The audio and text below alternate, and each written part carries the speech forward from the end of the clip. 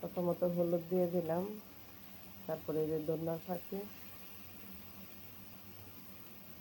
তারপরে মরিচের ফাঁকি,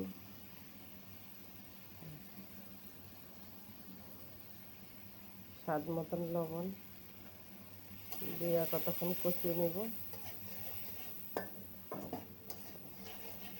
আজকে মূলা দিয়ে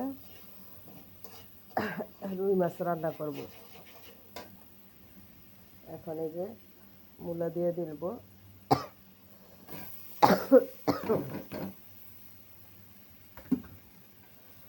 এই যে মূলা দিয়ে দিব,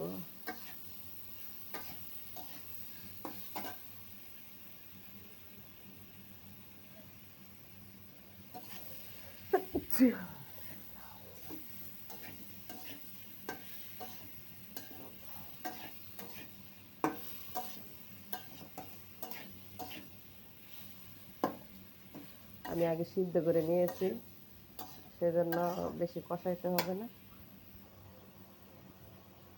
আর এই যে রেখে দিলাম।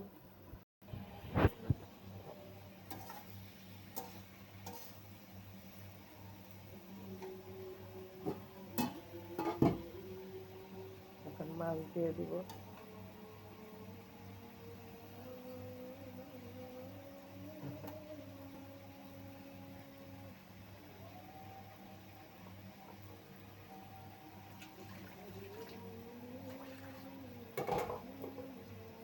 এখানে যে জল দিয়ে দিব।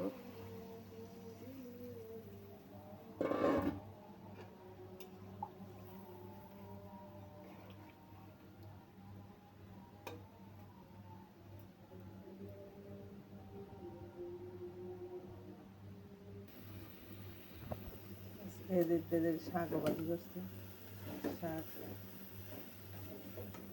শাক আর হচ্ছে মূলার তরকারি। আজকের দুপুরের আয়োজনে থাকছে শাক আর মূলা তরকারি।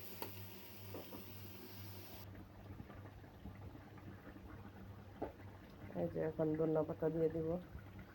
এই যে ধনিয়া পাতাটা দেওয়া সবুজ হয়ে গেছে, কি সুন্দর একটা কালার আসছে। মূলা তরকারির মধ্যে ধনিয়া পাতা না দিলে ভালো লাগে না।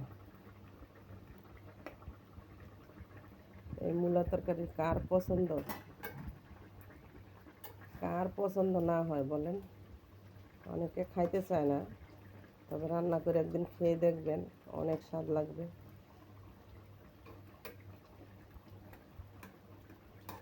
এই তো হয়ে গেল আমার তরকারি,